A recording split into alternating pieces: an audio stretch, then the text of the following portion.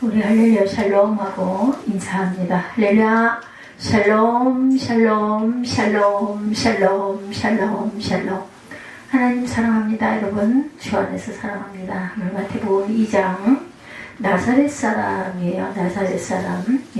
애굽에서 이스라엘 땅으로 헬봇이 죽은 후에 주의 사자가 애굽에서 요셉에게 현몽하여 이르되 이렇게 나타나는데 오늘 본문이 사실은 13절부터예요. 근데 저희가 본문을 19절부터 읽었죠. 그래서 13절부터 마태복음 2장 말씀 13절부터 함께 보도록 합니다. 그들이 떠난 후에 주의 사자가 요셉에게 현몽하여 이르되 헤롯이 아기를 찾아 죽이려 하니 일어나 아기와 그의 어머니를 데리고 애굽으로 피하여 내가 네게 이르기까지 거기 있으라 하시니 요셉이 일어나서 밤에 아기와 그의 어머니를 데리고 애굽으로 떠나가 헤롯이 죽기까지 거기 있었으니 이는 주께서 선지자를 통하여 말씀하신 바 애굽으로부터 내 아들을 불렀다 함을 이루려 하심이라. 이에 헤롯이 박사들에게 속은 줄 알고 심히 노하여 사람을 보내어 베들레헴과 그 모든 지경 안에 있는 사내 아이를 박사에게 자세히 알아본 그때를 기준하여 2살부터 그 아래로 다 죽이니 이에 선지자 예레미야를 통하여 말씀하신 바 라마에서 슬퍼하며 크게 통곡하는 소리가 들리니 라헬이 그 자식을 위하여 애곡하는 것이라 그가 자식이 없으므로 위로받기를 거절하였도다 함이 이루어졌느니라. 이래서 결국은 19절에 헤롯이 죽은 후에 주의 사자가 애굽에게 요셉에게 현몽해서 이제 돌아가라 해서 갈릴리에서 살게 되는 그런 내용이죠. 신약의 사복음서 예수님 그 마태, 마가, 누가, 요한이죠. 예수님 공생애가 똑같이 다루어지는데 그 중에 마태복음과 누가복음은 예수님의 탄생 이야기를 동화처럼 전해요. 마태복음에는 점성술사이던 동방박사 이야기가 나오고 누가복음에는 목자들 이야기가 나오죠. 마태복음에는 좀 더 특이한 이야기가 나오는데 예수 가족이 애굽으로 피난을 떠난다는 이야기예요. 오늘날로 말하면 그들은 일종의 난민입니다. 그들이 애굽으로 떠난 이유는 헤롯 왕이 아기 예수를 제거하려 한다는 소문을 들었기 때문이고 요셉은 먼 이국 땅에서 얼마간 살다가 헤롯이 죽자 아들 예수와 아내 마리아를 데리고 다시 이스라엘로 돌아가는 그런 내용이죠. 난간이 교차했을 것입니다. 고대 유대인들이 크게 흉년이 들었을 때 애굽으로 이주했다가 수백 년 만에 애굽을 떠나 고향으로 돌아온다는 모세오경의 전반적인 내용과 맥락을 같이 한다라는 것. 나사렛이에요. 나사렛 동네 이름이죠. 요셉은 어디에서 자리를 잡을지를 심사숙고했을 것이고 원래 계획은 예루살렘이나 인근 베들레헴이었을 것이에요. 왜냐하면 그곳을 유대라고 칭하기 때문이에요. 오늘 설교 본문에 마태복음 2장 22절에 따르면은 22절 보죠. 그러나 아켈라오가 그의 아버지 헤롯을 이어 유대의 임금됨을 듣고 거기로 가기를 무서워하더니 꿈에 지시하심을 받아 갈릴리 지방으로 떠나갔다 이렇게 증거하죠. 나사렛이라는 동네에 가서 사니 이는 선지자로 하는 말씀에 나사렛 사람이라 칭하심을 이루려 함이로라 이렇게 이야기하고 있어요. 그래서 갈릴리로 가죠. 유대와 한참 떨어진 대한민국 지도로 본다면 유대 지역은 경상도라면 갈릴리 지역은 경기도쯤 됩니다. 예루살렘에 있는 유대의 모든 정치 권력과 종교 권력이 집중되어 있었고 갈릴리는 변방에 속해요. 요셉은 갈릴리에도 오지 중에 오지 갈릴리 중에서도 아주 오지 그리고 어촌 나사렛이라는 곳에 자리를 잡게 되었다. 마태복음 2장 23절이죠. 나사렛이라는 동네에 가서 사니 이는 선지자로 하는 말씀에 나사렛 사람이라 칭하리라 하심을 이루려 함이니라 이렇게 증거되어 있습니다. 나사렛 사람의 각주가 달려있어요. 도움말 그죠? 우리말 성경 각주가 가리키는 이사야 11장 1절에서는 나사렛이라는 단어가 나오지를 않아요. 이새의 가지가 나옵니다. 이새의 가지가 나오죠. 이새는 다윗의 아버지죠. 그 가지는 히브리어로 넷제르라고 표현돼요. 넷제르는 나시린을 가리키는 나지르와 단어가 아주 비슷하죠. 나지르를 나사렛으로 마태복음 기자가 해석한 거예요. 어쨌든 예수께 나사렛이라는 지명이 따라다니는 경우가 많은 걸 보면 예수님의 고향이 나사렛이라는 것만은 분명한 역사적 사실인 것 같습니다. 마태복음은 예수께서 나사렛 사람이라는 사실을 그의 출생과 아기 시절 이야기로 소급시켰다는 점에서 아주 특징적이에요. 나사렛은 구약 성경에 한 번도 나오지 않을 정도로 사람들에게 주목받지 못한 일종의 아주 그 시골 마을이에요. 시골. 예수를 나사렛 사람이라고 사람들이 부른 건 사실상 무시하는 표현입니다. 편마하는, 아주 그 말하면 뭐죠? 촌놈. 이런 뜻을 갖고 우리나라에서 쉽게 얘기하면 아이고 촌놈이 뭐 출세했어 이런 얘기 많이 하죠. 이런 것처럼 예수님을 나사렛 예수다 이런 거는 굉장히 낮춰서 폄하하는 말이다. 요한복음 1장 46절에 나사렛에서 무슨 선한 것이 날 수 있느냐 오죽이나 하면 이런 표현이 나올 정도예요. 예수를 낮춰보던 나사렛 사람이라는 표현을 제자들과 초기 그리스도인들은 오히려 그리스도교의 정체성을 드러내는 단어로 받아들였어요. 그들이 그리스도를 믿는 예수께서는 별 볼 일 없는 지역 출신으로 평범한 사람이었다는 사실을 숨기지 않습니다. 혹시 지역적인 편견이 있는 분들은 이런 표현을 좀 더 유심히 살펴볼 필요가 있어요. 우리가 낮춰보는 그 지역이 오히려 하나님의 구원에 더 가까울 수 있다라는 뜻이죠. 예수께서 심지어 먹기를 탐하고 포도주를 즐기는 사람이고 세리와 죄인의 친구다. 누가복음 7장 34절에 보면은 이런 비난 섞인 구절도 있어요. 그런 비난을 예수님은 물론이고 제자들과 초기 그리스도인들 역시 부끄럽다고 여기지를 않았던 거죠. 어느 지역 출신이냐, 명문대 출신이냐, 종교적 교양이 있냐, 강남 사람이냐, 촌 사람이냐 하는 것은 구원의 조건이 아니라는 것을 알고 있어야 되고 알았기 때문이다. 그 시대에도 알았는데 지금인들 더더군다나 더 알아야 되겠죠. 어느 대, 어느 명문대, 어느 박사, 어디를 유학하고 온 어떤 목사, 이게 중요한 게 아니에요. 하나님의 사람이냐가 가장 중요합니다.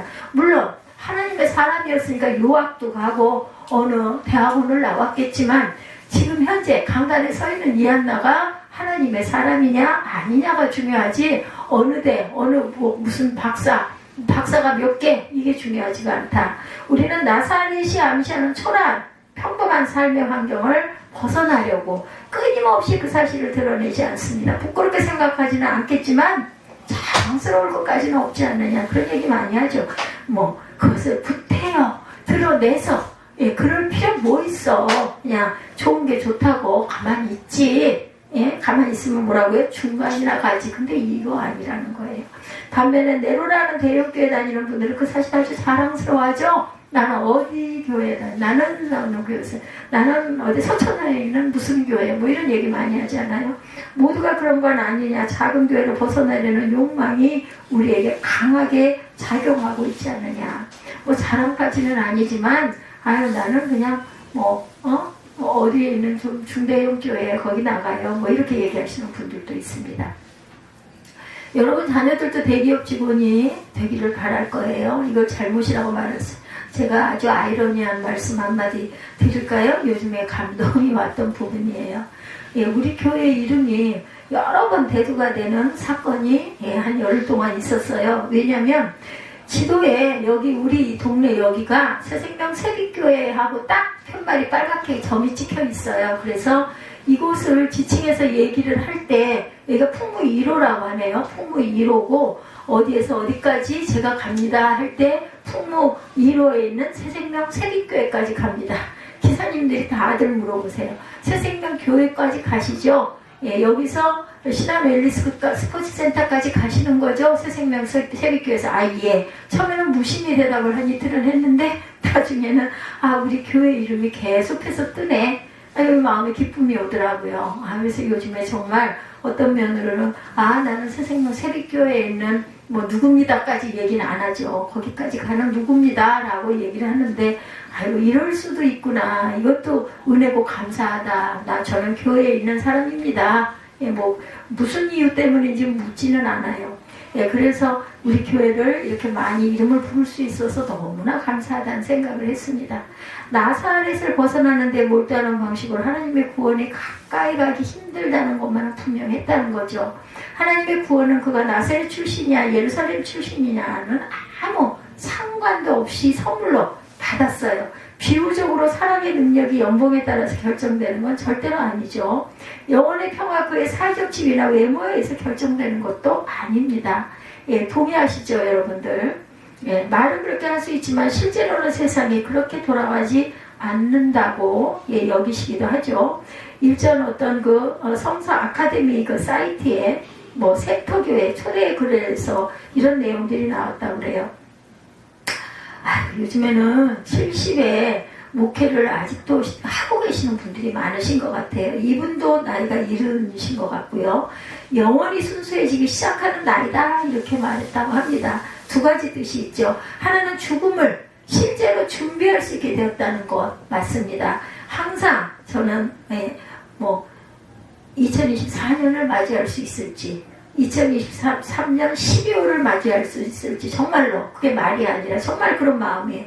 다른 하나는 내 잘못과 부끄러움을 억지로 감추려고 하지 않게 되었다. 예, 그렇게 되기도 하더라고요. 보니까는 솔직해지는 거죠. 어느 면으로는 조금은. 이미 이런 수준에 올랐다는 게 아니라 이제 시작이다. 여전히. 예, 우리 백이동에 703호 계시는 해원 예, 권사님. 그분이 아주 저를 위로하시느라고 아이고 목사님 요즘엔 100세 시대니까요 이제 연세가 그렇다 할지라도 앞으로 살리는 그런 사역을 열심히 많이 하시다가 예, 가셔야죠 라고 얘기를 하시길래 제가 그랬어요. 아유 저 같은 게 뭘 그런 꿈을 예, 소망을 품겠습니까. 그저 하루하루 평강하게 하나님 주신 시간을 아름답게 사용하다가 기쁨으로 자듯이 예배 다 드리고 다 잠자면서. 근데 이 소망이 제 소망만은 아니더라고요. 모든 사람들의 소망이다 해서 감히 제가 그렇게 되겠느냐라는 생각을 하지만 여전히 저는 그런 소망을 품고 있습니다 라고 제가 고백을 했습니다. 예, 조금이나마 그런 방향으로 열심히 다가가다 보면 하나님께서 우리 마음 안에 평강을 주시지 않겠느냐는 거죠. 하나님 앞에 여러분들 무슨 말이 떠오르세요? 호람데오. 예, 호람데오의 자세로 선다는 그리스도 영성이 항상 저와 여러분들 안에 충만하시기 바랍니다. 저는요 성령께서 그게 제 마음에서 솟아나온 마음이든 아니든 예, 나쁜 일이 아니고 좋은 바람직한 그런 뜻이다라고 여겨지면 저는 바로 실천을 합니다. 아까도 찬양하고 있는데 벼랑간에 이은정 집사님 생각이 딱 났어요.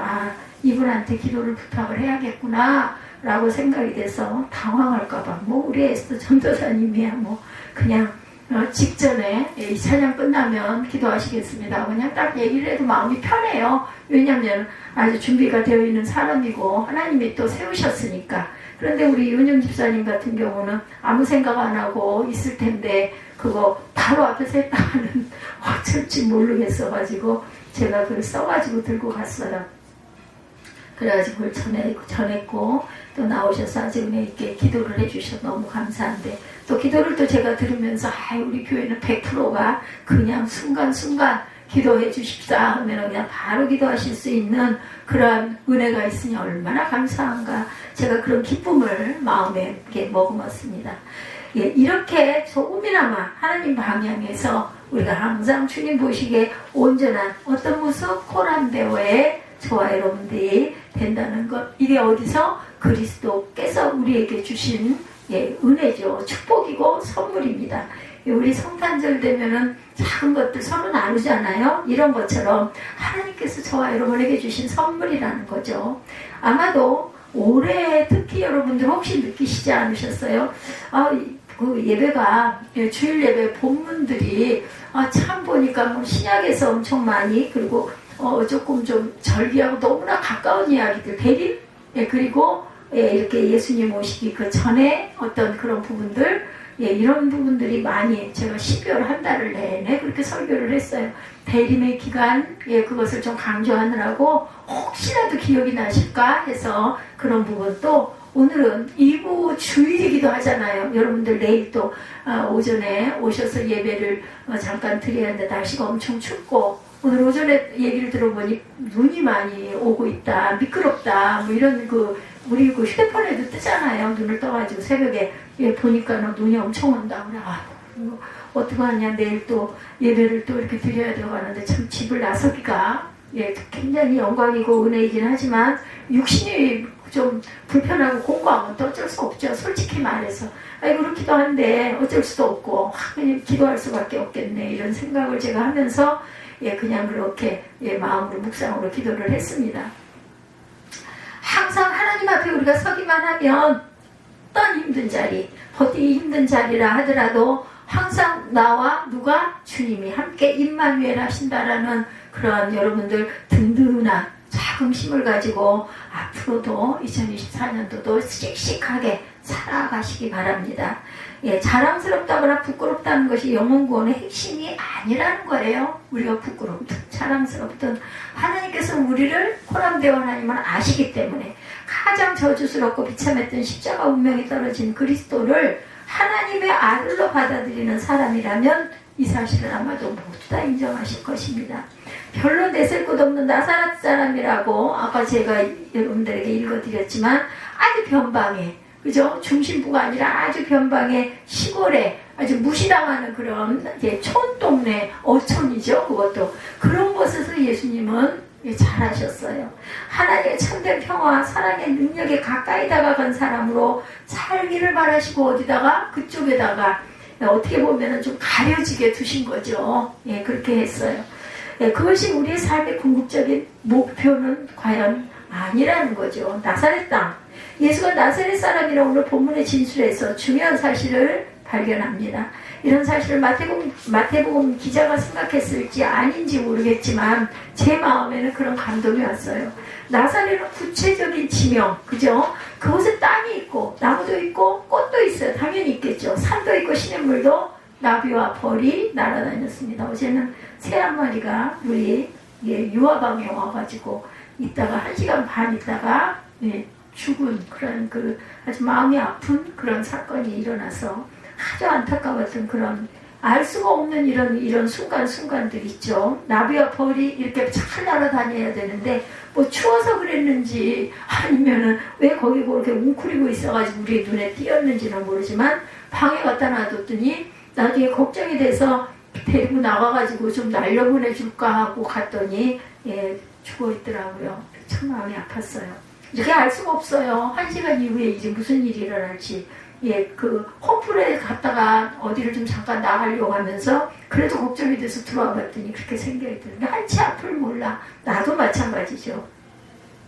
우리가 사는 이 땅에서 보는 모든 것들 예수님이 이미 보고 알고 태초에 하나님께서는 알고 계시는 거죠. 예수께서 우리가 똑같이 나사렛 땅에 두 발을 딛고 사셨어요. 그죠? 33년 동안. 그가 바로 하나님의 아들이고 우리의 그리스도라는 사실이 정말 놀랍죠. 그 시대에 그 주변의 사람들이 믿었겠냐고요. 안 믿었겠잖아요. 목수와 가난한 집안에 또 시골에 그죠? 아주 가난한 목수의 아들을 누가 정말 하나님의 아들이라고 생각을 했겠느냐. 따라다니던 기적을 보고 따라다니던 12제자도 예수님이 십자가에 못 박히고 나서는 전부 다 고향으로 갔어요. 부인했어요. 베드로 같은 사람도 그죠? 예수께서 나사렛 땅에 살면서 경험했던 것들을 어떻게 우리가 만약에 똑같이 경험한다면 우리는 과연 우리가 베드로고 요셉 요한이고 했다면 어떨 것인가. 그가 두 발을 딛고 살았던 땅을 실질적으로 경험하고 살았더라면 우리는 좀 달랐을까? 그 제자들하고. 아마 그런 마음으로 그 성지순례들을 하시는 분들은 그렇게 자국자국마다 하시면서 이렇게 눈물을 많이 흘리신다고 그래요. 특히나 카타콤 아래 지하 60몇 층 거기까지 허락이 안 되지만 허락된 데까지 내려가가지고 딱 거기에 쓰면요 그냥 누구도 다 펑펑 운다고 합니다.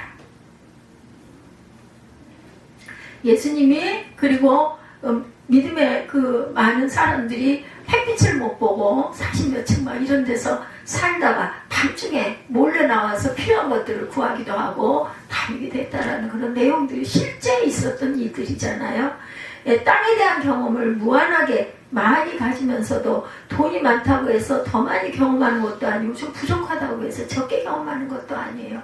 마음 안에 우리가 어떤 마음을 품고 있느냐가 굉장히 중요하고 나이가 제가 조금 특별해서가 아니라 나이가 좀 들어서 그런 것 같아요. 이제는 뭔가가 자꾸 이렇게 깨달아지고 느껴지는 순간순간 그걸 잊을까봐 여러분들에게 그때 제가 자꾸 이야기를 합니다. 왜냐하면 깜빡 잊어버리는 일이 너무나 많기 때문에 예, 오늘 유독스럽게 우리 김종국 집사 생각이 많이 나네요. 제가 살아서 변한 모습을 볼 수 있을지 없을지는 모르지만 하나님이 그릇으로 선택을 하셨던 것만은 확실한 것 같아요. 이게 아마도 요셉이 나오고 예, 나사렛 지역이 나오고 또 마리아의 그 탄생과 도망갔다가 다시 그 나사렛으로 돌아오는 부분이 아마 있어서 처음에 우리 영상 보면서 같이 느꼈던 부분이 있잖아요. 예, 낙타 태워가지고 그 마리아 이렇게 데리고 갔던 그걸 보면서 그 생각을 했었기 때문에 그런 것 같습니다.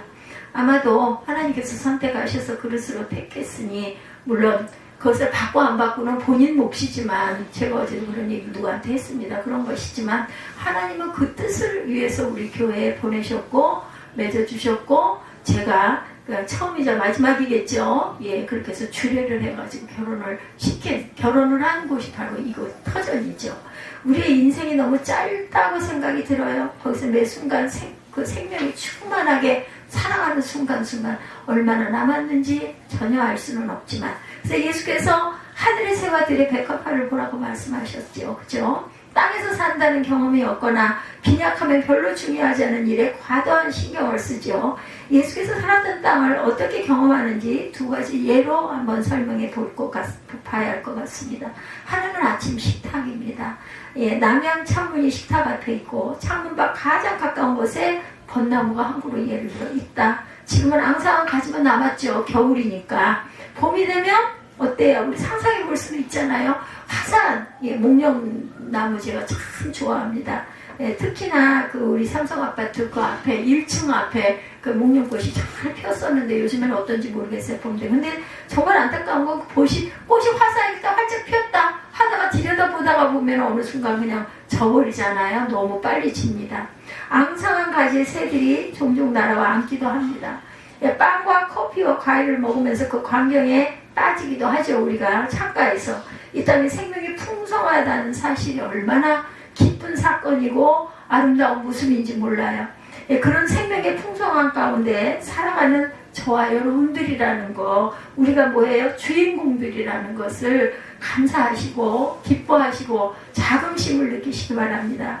예, 아쉽거나 부족한 것들이 다들 나름대로 있겠죠. 예, 밤하늘, 어저께 밤에 제가 밤하늘이 빛깔이 달라요. 보니까 공기가 좋은데 하고 벌써 일산 쪽으로 들어와가지고 오다 보니까 제가 정말 오랜만에 가고 싶었던 미사리 쪽 어떻게 변화가 되는지 그걸 못 찾아가지고 제가 아주 안타까워했거든요.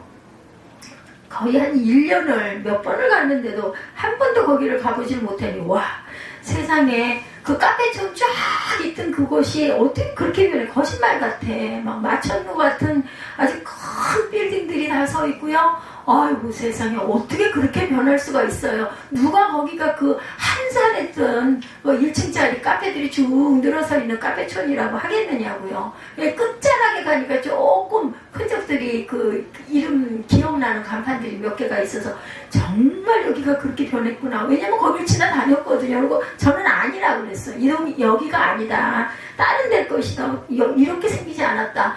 뭐 기가 막힌 빌딩과 그리고 뭐 아파트들이 뒤에는 빼곡이 들어서 뭐 앞에는 뭐 그냥 조금 뭐 7, 8층 이게 아니라 2, 30층 되는 그런 그 마천루같이 생긴 그런 커다란 빌딩들. 그래서 야, 저곳에 땅을 가진 분들은 엄청난 부자가 됐겠다고 제가 그렇게 이야기를 했습니다. 깊은 밤 마당에 일부러 나가봤을 때 겨울철 밤하늘 참 투명하고 그쪽에서는 하늘이 파랗게 보였는데요. 일산 쪽으로 들어오면서 보니까는 그 안개 낀 것 같이 뿌연 색깔 달라요. 하늘 빛깔이. 그래서 참 공기의 차이가 이렇게. 근데 우리는 어때요? 그 시절에 그 어린 시절에 그 아름다운 밤하늘을 보면서 당연한 것처럼 살았던 거죠. 근데 이제 되니까 와, 이 공기가 이렇게 다르고 그렇게 귀했구나 하는 걸 이제 우리가 느끼게 되죠. 예수께서도 분명히 그런 겨울밤을 아마 경험하셨을 거예요. 그가 본 별을 나도 본다라는 거 여러분들 감동 안 가세요? 저는 감동이 갔어요. 달을 보면서 그런 생각을 합니다. 하나님의 아들이요 그리스도 예수와 같은 땅과 같은 하늘을 경험하는 사건이 구원의 경험, 여러분들 새 생명이 태어나는 순간들 다 경험하셨을 거예요. 그런 은혜와 성령을 받으신 분들은요 절대로 세상으로 그냥 못 돌아갑니다. 돌아갔다가도 마음에 그죠? 찔림이 있어가지고 혹여 몇 년 돌아갔다가도 다시 되돌아오게 되죠. 이런 것처럼 정말 너무너무나 귀하다. 내 생명이, 내 삶이, 내 지나간 삶이 하나님께 주신 은혜가, 제가 오늘 1부 때도 잠깐 말씀을 드렸지만 제가 살 걸 사는 것도 아니고 누릴 걸 누리는 것도 아니고 하나님께서 나를 이렇게 붙드시고 보호하셔서 이렇게 살아갈 수 있도록 기적적으로 그런 얘기 하시더라고요. 권사님도 아유 추운데 어떻게 지내시냐고. 그러니까 제가 교회에서 있다가 깜짝 놀라는 거예요. 차가 교회를 며칠은 안 들어와서 어디 처음에는 여행을 가시나 했는데 제가 선물을 하면서 제가 이제 세상에 이런 거를 제가 할 수 있는 기회가 얼마 없는 것 같아서 고마운 분들한테, 제 주변에 있는 이웃 가까운 분들한테 이렇게 인사를 하는 거니 절대로 부담 느끼지 말고 맛있게 드시기만 하면 된다고 하고 했더니 이분이 오해를 하신 거야. 많이 아프셔서 그러면 차가 못 들어오는 게 병원에 입원을 하고 계시고 그분 할머니가 자기 아버지 품에서 안 껴서 돌아가셨대요. 까드리는 귤을 하나 입에 넣으시고 그냥 안 껴있는 채로 돌아가신 그 경험이 있는 손녀딸이다 보니까 막 울었다고 그러는 거예요. 전화를 해도 전화 통화도 안 되고, 아니 수영장에 물속에 들어가 있으니까 낮 시간에 전화 통화가 안 되죠. 나중에 6시경에 그걸 우연히 발견을 하고 문자가 온 거를 발견을 하고는 제가 수영을 하는 2시에서 4시까지는 거의 통화가 안 되고 대여섯이나 넘어가야 정신이 나서 통화가 되거나 문자를 하거나 카톡을 합니다 라고 얘기를 했더니 6시가 좀 넘어가지고 또 킥달같이 전화가 와가지고 아무렇지도 않게 막 정리하고 뛰어다니면서 전화를 받았죠. 조은혁이가 족이 있어서 그나마 받게 된 거예요. 진동이니까. 아주 한숨을 쉬고 그냥 거의 다 울 듯 하더라고요. 정말 건강하시냐고, 괜찮으시냐고. 목소리 들어다 보니까 밝으시고 말소리도 빠르시고 그런 걸 보면 아프신 것 같지는 않은데 자기는 차가 여러 날 안 들어오고 그래서 여행을 가셨나 했는데 기회가 얼마 없다는 그 카톡 문자를 보고는 이 양반이 엄청 아프신가 보다 하고 전화 통화도 안 되고 막 마음이 너무너무 아프고 불편해가지고 눈물이 다 난다고. 참 나하고 아무 관계도 없는 사람인데 그 가슴 아파했다라는 그 순수한, 정말 순수해요. 그 얘기를 이렇게 나누다 보면 그 느껴지잖아요. 그래서 나도 같이 다른 의미로 저도 눈물이 나서 함께 울고 전화로 잠깐 울었는데 그러고 나서 이틀인가 지났나요? 2, 3일 지나고 나서 저 여기서 이렇게 기대고 누워있는데 밖에서 사무엘이 마침 나온 사이에 막 말소리가 들리는데 뭐 일어나는데도 저는 한참 걸리고 또 파자마 바지를 입었으니 내다보기도 참 그렇고 듣다 보니까 말 그 내용이 잠깐 들으니까 그 권사님 같아. 근데 이거 생각이 나서 갖고 왔으니 목사님께 전해드리라고. 목사님 계시냐고 그래서 사무엘이 그냥 끄덕끄덕 하면서 저쪽에 계시다고 이렇게 표현을 했는데도 굳이 찾아서 안 들어오시고는 막 얼렁얼렁 도망을 가서 제가 물어봤죠. 키는 얼마나 하시고 어떠시더냐. 이은정 집사님 나이 정도 비슷하더냐. 그러니까 그렇다고. 키는 그러면 어떻게 그 비슷하냐. 그랬더니 에스더 전도사님보다는 조금 작으신 것 같다고. 그리고 딱 선생님 스타일. 구몬 선생님 아니면은 논술 선생님, 공부방 선생님, 단발머리에 머리는 약간 탈색을 했고 안경을 끼셨고 마스크를 하셔가지고 얼굴은 잘 모르겠는데 어쨌든 딱 그런 느낌이 든다고. 그분이 그렇게 급하게 가셔서 어떻게 해요. 제가 또 전화를 했죠. 저게 메리 크리스마스 저게 산 게 아니라 만든 거랍니다. 교회에서들 만들어서 자기가 갖고 왔는 자기는 그 전에 쓰던 게 있어가지고 보는 순간 목사님 갖다 드려야겠다 해서 단걸음에 뛰어왔는데 그래서 얼굴이라도 보여주고 가지 사진이라도 한 장 주지 어디 가서 스쳐도 모를 텐데 그랬더니 얼굴이 무슨 소용이 있고 그게 무슨 상관이냐고. 하나님이 이렇게 은혜 주셔서 서로 얘기할 수 있고 알 수 있고 자기가 할 수 있는 도리를 하게 해주신 하나님 은혜가 너무너무 감사하다고 하여튼 그렇게 인사를 했습니다. 그런 분도 계세요. 아직도 보면 그분 또한 제가 그 공통점 성령을 받으셨던 분이구나라는 걸 느꼈어요. 이 온누리교회 하영주 목사님 제자는 뭐 오죽이나 했겠습니까? 수봉교회라고 그랬더니 아유 아주 그냥 예배가 찬양이 기도가 아주 뜨거운 교회 아니냐고 그렇게 얘기를 하실 정도니까 열린 마음이 있는 거죠. 보통 수봉교회 하면 어떤 면으로는 조금 좀 이렇게 그죠? 가리기도 하고 하는데도 아주 그렇게 아주 기쁘게 반갑게 그렇게 말씀을 하시는 게 그러고 알고 보니까 그 101동, 102동, 103동 우리 열심히 전도하던 동이에요. 전도를 뭐 누군가 열매가 맺혀진 분은 없지만 열심히 문잡고 기도하고 오르내렸던 기억이 나고 사무엘이 거기서 수희 아저씨한테 봉변도 한번 당했던 하나님이 그걸 아시지 않았나. 그런 분을 통해서 이렇게 제가 이렇게 어려울 때 도움을 받게 하는 성령께서는 정말 공꽃이었구나. 그런 그 은혜와 마음의 감동을 느꼈습니다. 교회 밖에 있는 사람들의 경험 우리가 무시하면 안 되고 절대로 무시하는 생각을 해서는 안 된다. 그 모든 일상적 경험을 그리스도 안에서 받아들이는 사람들이 지금도 있다라는 거죠. 비유적으로 고급스러운 식당에 갔다면 맛난 음식을 먹는 즐거움 아주 멋진 일이죠. 음식 자체보다는 누구와 함께 식당에 가느냐 이것도 굉장히 중요합니다. 얼마나 따뜻해요. 사업 파트너와 가는 것과 가족과 가는 건 다르겠죠.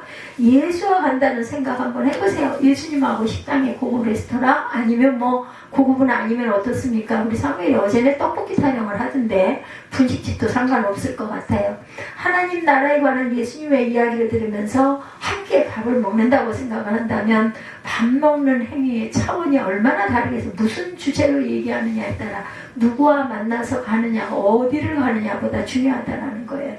그러면 그런 자리가 주어진다면 예수께 젊은 나이의 죽음을 두려움을 어떻게 극복하셨냐고 꼭 물어보고 싶다라는 이러한 그 글이 올라와 있습니다. 그걸 어떻게 극복하셨느냐고 묻고 싶다는 거예요. 얼마나 무서우셨냐고 묻고 싶다는 거죠. 예수께서 웃으시면서 대답하실 수도 있고 아니면 닥쳐보면 알게 될 거야 하실 수도 있고 그죠?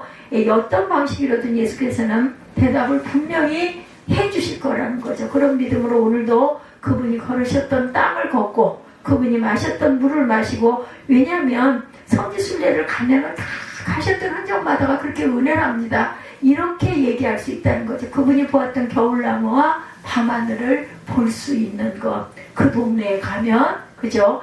나사렛 땅을 오늘 여기서 경험하는 그러한 그 마음. 나사렛 사람이라는 표현에서 주로 나사렛에 초점을 맞춰서 생각을 전개해 볼 수도 있다. 하나는 나사렛이 수준 낮은 동네라는 거, 아주 가난한 동네, 어촌이라는 거, 소외된 동네라는 거. 다른 하나는 나사렛 땅도 온 세상에는 바로 그 땅이라는 거. 그렇지 않습니까? 이런 사실은 단순히 문학적이거나 예술적이고 인문학적인 통찰에 머물지 않는다라는 거죠. 이 사실은 하나님이 세상을 창조했다는 그리스도의 교류의 시작과 이 세상을 하나님께서 완성하신다는 교리의 마지막과 연결이 되어 있다는 것입니다. 창조와 종말 사이에 우리는 늘 살고 있고 가고 오고 또 갑니다. 우리의 삶이 살아있는 생명들이 계속해서 오고 가고 제가 오늘 그 새 한 마리가 그렇게 해서 잘못된 거 얘기하면서 너무나 마음이 안타까웠고 우리도 나랑 별로 상관이 없는 이웃이라고 할 수 있겠죠. 그런 분이 제가 어디가 많이 아픈 줄 알고 울면서 통화를 하면서 반가워하고 기뻐했던 그런 이야기를 여러분에게 하면서 제가 어떤 마음을 느꼈냐면 아니 가족도 아닌데 혈육도 아닌데 어떻게 저렇게 안타까워하고 그렇게 한숨을 쉬면서 너무너무 반갑고 감사하다고 가슴을 한숨을 쉬는 그런 그 모습을 보면서 참 나는 복된 자구나. 내가 무슨 뭐 한 게 있다고 아무것도 한 게 없는데 이런 생각을 하면서 정말 하나님께 감사했어요. 여전히 우리의 실존이 불안하기는 하지만 그렇기 때문에 하나님의 손에 의존해서 살아간다. 저를 그 수영장을 참 오래 다니기도 했어요. 그 불로동 수영장에 그 할머니께서 저랑 같이 간 사람한테 저분 그냥 배영을 끊임없이 하시는 분이라고 알더래요. 자기도 거기 한번 와보려고 왔다고 하면서 이게 쉽지가 않을 텐데 물의 깊이도 그렇고 사람이 많아가지고 다치실 수도 있는데 하고 염려를 하더라고. 절 보고 유명인이라고 그러더라고요. 기억이 나는 거죠. 하도 매일같이 똑같이 다니면서 또 똑같은 배역만 하니까 그럴 것 같습니다. 나사렛 사람이신 예수께서도 지금 이렇게 설명한 것과 비슷한 생각을 하시지 않았을까. 저도 사람이고 생명이고 예수님도 세상에 생명으로 사람으로 오셔가지고 인성을 입고 사셨잖아요. 33년 동안을. 그렇기 때문에 비슷한 생각을 할 수 있다는 거. 영원히 예수 그리스도의 수준에 올라섰다는 것이 절대가 아니고 구원자이신 주님의 은혜 속에 내가 있어서 얼마나 감사한가. 그가 실제로 저의 구원자이시기 때문에 그가 나사렛 사람으로 살면서 경험한 것을 똑같이 경험해보고자 하고 그쪽에 가서 사시는 분들도 계세요. 그 신학을 전공하시는 분들은요, 그 이스라엘에 가가지고 뭐 몇 년씩, 뭐 4년씩, 5년씩, 6년씩 그 언어, 풍습 이런 걸 배우고 익히려고 거기서 사시다가 돌아오셔가지고 사역을 하시는, 제가 그 신학을 할 때 저희에게 우리에게 히브리어를 가르쳐 주셨던 그 교수님이죠. 그분이 4년인가 6년을 거기서 온 가족이 가가지고 살다가 오신 분. 그렇기 때문에 문화를 너무나 잘 아시는 거죠. 필요합니다. 그런 부분이.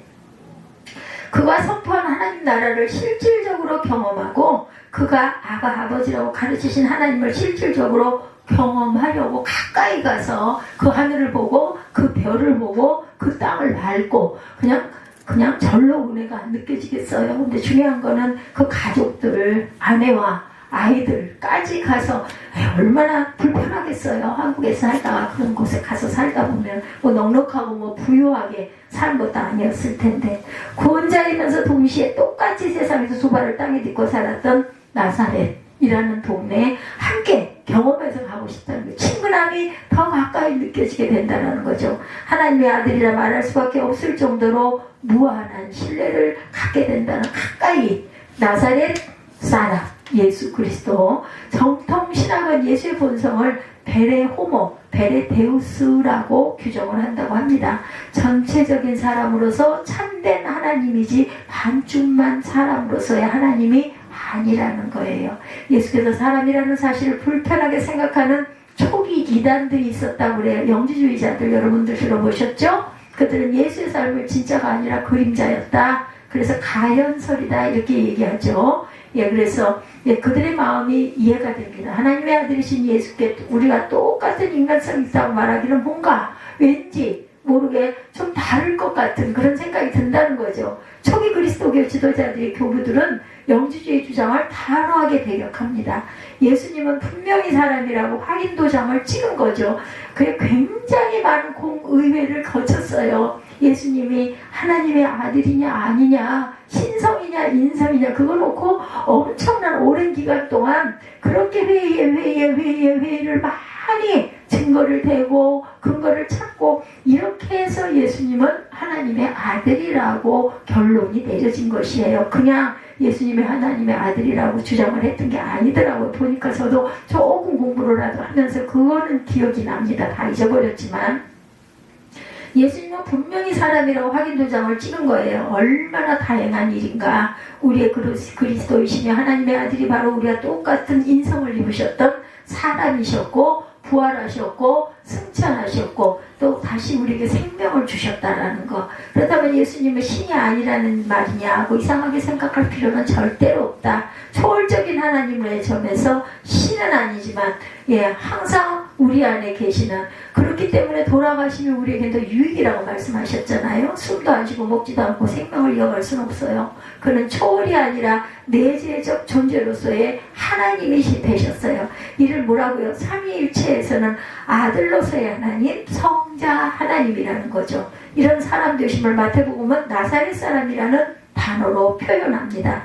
근본적인 질문을 여러분들에게 하고 싶어요. 나사렛 사람이라고 할 때 이 사람은 과연 누굴까? 이런 그 인간이 누군지, 지금의 이 호모 사피엔스가 인간인지 그 이전 호모 에렉투스나 네알데르탈이 인간인지 정확하게 우리는 규정할 수는 없습니다.